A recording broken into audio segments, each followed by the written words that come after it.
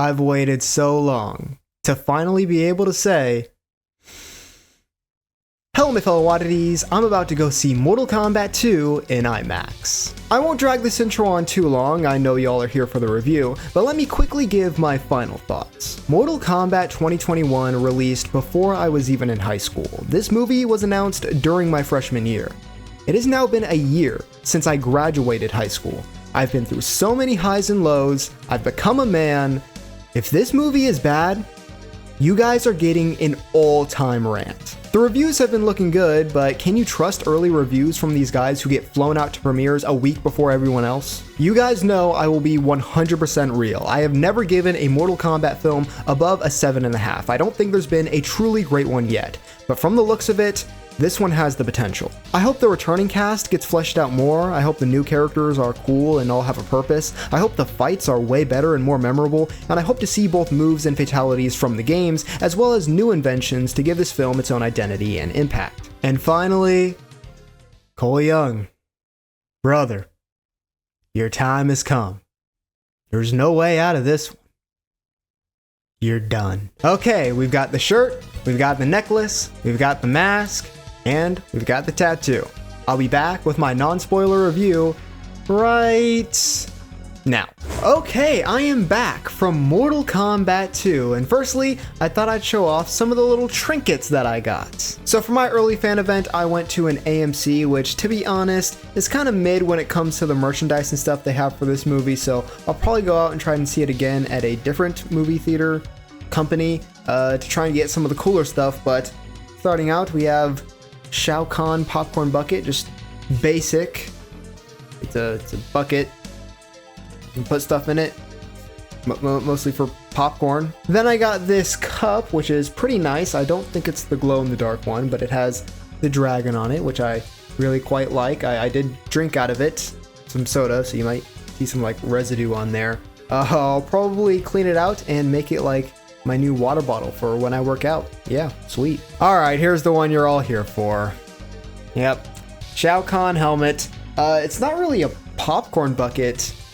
It has like holes in it where the popcorn's gonna fall out, so it's more so just a helmet that doesn't fit. So, I don't know. Cool prop, I guess, though. We have this arcade machine, which is also supposed to be a popcorn bucket. Like, it's hollow, but I don't know how to open it. I don't know if it's supposed to open like this way or from the top.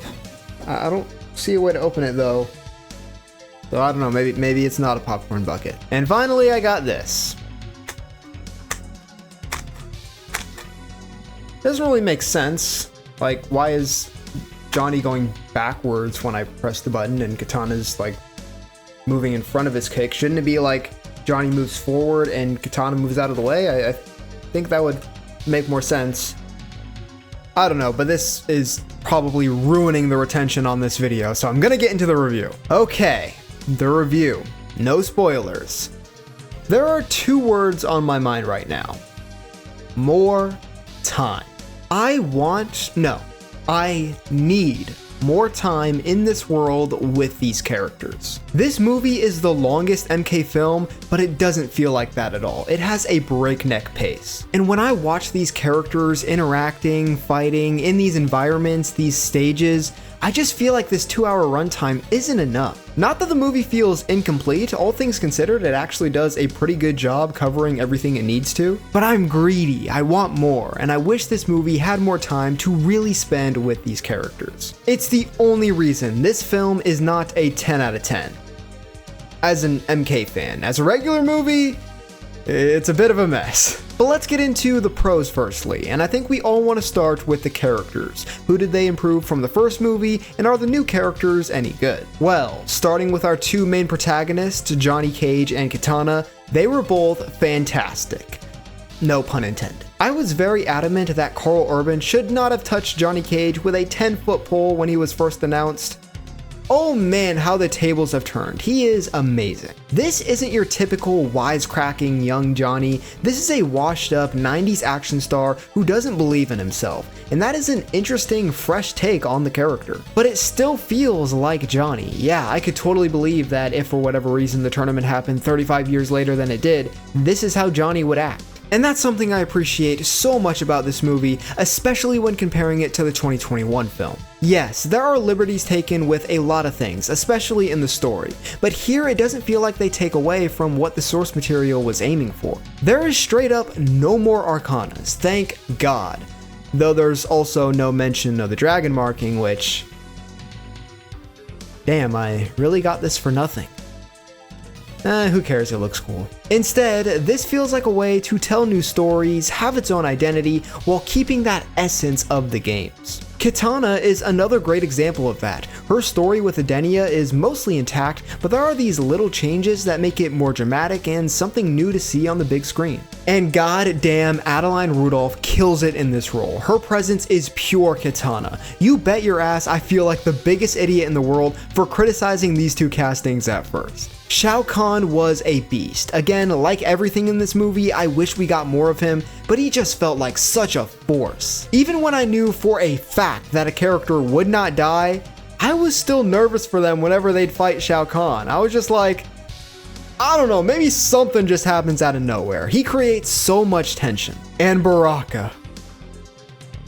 Dude, Baraka is a trip in this movie. I saw reviews where they were saying he was one of the standouts, and I was like, what on earth could they possibly mean by that? But now that I've seen it, well, you kind of have to see it to believe it. And Bihan, Noob Saibot. His powers, his fighting style, it's all so good, but more so out of any character, I wish we got more of him. So much more. He really doesn't have that much screen time at all. Honestly, him as Sub-Zero is probably more scary and memorable than him as Noob Saibot, but I get it. This film has a lot to juggle. But the next one, we will be seeing more Noob Saibot.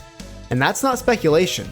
That's a threat to the cast and crew. Now on to the improved characters from the first film. My three standouts being Liu Kang, Jax, and by the Elder Gods, Raiden. Liu Kang is the badass he always should have been in this film. Even though he's not the main character, trust me, they do him more than enough justice. Jax went from a somewhat bland character in the first movie that you kind of just had to fill in the blanks for with the game canon, to a lovable guy with genuinely a lot of heart and personality, and a scene that was way beyond what I ever thought they would do for someone like him. And Raiden. I don't want to hear another soul say that Tadanobu Asano was miscast, cause he kills it in this role. All the most important shades of the character, the mentorship, the exposition, the slight bit of dry humor, the badassery, it's all here in a massive step up from the first film. And the fight scenes in this movie are so much better. No more Jax versus Reiko or Sonya versus Melina, choppy fights that kind of make you go, ooh. You can actually see everything. It's the perfect blend of martial arts prowess, in-game moves, and brutality, and the impact. I don't know if it was just because it was IMAX and super loud, but every attack had violence and weight to it. Speaking of IMAX, something I noticed is that the aspect ratio would widen before every fight, just like in the game story modes when going from cutscene to gameplay. It truly felt like I was watching a Mortal Kombat game on the big screen in live action. The locations are a lot better. There is some iffy CGI throughout, some bad green screens, but in terms of how they actually look, the Deadpool, the Portal, the Tarkatan Village, Raiden's Temple, all are beautiful and look ripped straight from the games. And the final point I'll make in the pros section is just that this is the most accurate Mortal Kombat film. Not in terms of pure story or what happens, cause 1995 has it beat there, but in terms of realms, how they look, how they feel, the characters, how they look, how they act, how they fight. As I said, liberties are taken, but the essence of this movie is so unequivocally Mortal Kombat, and the heart it has is insane and unlike any other MK film. And you can tell they listened, which, God, that's all we've been asking for as MK fans for so long. Out of the games, movies, whatever, it's been a long time since we've felt truly heard, and that's how this movie made me feel. In fact, I will admit that I'm probably a bit biased towards this film because of that. Maybe on rewatches or as some time passes, that appreciation will go down in favor of more logic. But now on to the cons, and I'll start with this movie's plot is really dumb. I am genuinely dumbfounded how the Rotten Tomatoes score is as high as it is. I guess critics are finally rating a movie based on what it's trying to be, rather than whether or not it's The Godfather. But this movie's story is all over the place. Things are introduced left, right, and center. There aren't really any overarching plot points. Everything that's brought up is solved, or at least begins to be solved, in the very next scene. For example, multiple times throughout the movie, a character will explain what the group needs to do, and then in the very next scene, they're just doing it with no downtime, no processing what's about to happen. And so I can imagine with such pacing that it may be hard for casual or non-fans to get invested because they can't really keep up. Me? I'm fine. As a hardcore, I can fill in the gaps with the context I already have. I don't need all the setup. But for people who aren't obsessed with this like I am, they may have a hard time. There's one character in this movie that is pretty useless. A character who's not a major player in the games or anything, but they certainly deserve more of a story than they get in this movie. And it's kind of a shame because the movie wraps up in a way where I don't really know what they're gonna do moving forward, so they do feel kinda wasted. And there's another character whose arc I felt was a little rushed, like it was building up nicely, but then the movie was about to end and it realized, oh shit, we need to complete this character's arc, so they kind of just get to where they need to be suddenly, and it seems a little abrupt and unexplored. There's also a character death in this movie, again, no spoilers, that felt really weird to me, like someone forced them to kill off the character, and to be fair, the plot wouldn't really make sense if they didn't die, but the way they die is just bizarre. I can't really explain it without getting too in depth. And the tournament is something I imagine will be a big point of controversy within the fan base. If you're just here for the fights and the tournament is just the method of which you get those, you'll be fine. But if you care a lot about the structure or the rules or the prominence of the tournament, you'll likely be disappointed with how it's portrayed. There are stretches of the film where it feels like an afterthought. And overall, it doesn't have the presentation that we're used to. It doesn't have this big tournament area where all the characters hang out until they have to fight. They kind of just hang around in Earthrealm and Outworld doing their usual thing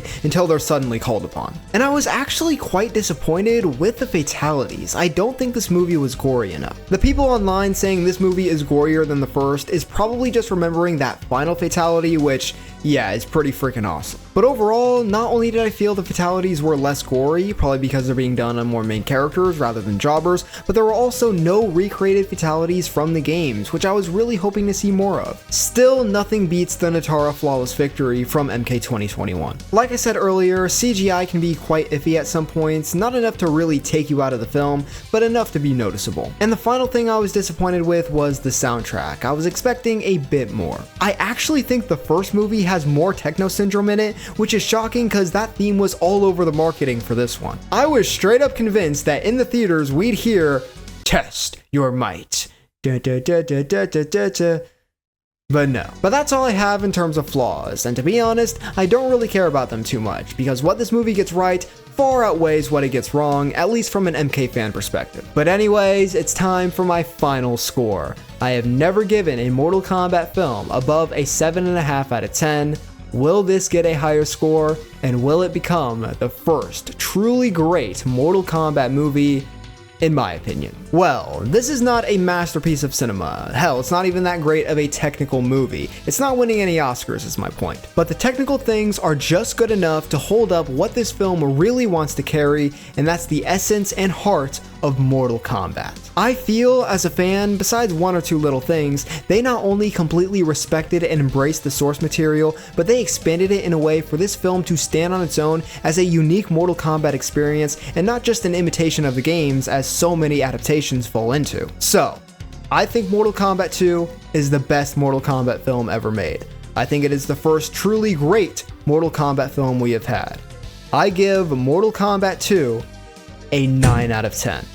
Have you seen Mortal Kombat 2? If so, what were your thoughts? And if not, when are you gonna see it? Let me know in the comments down below. Subscribe and leave a like if you want, and that's wraps on this one, my fellow oddities.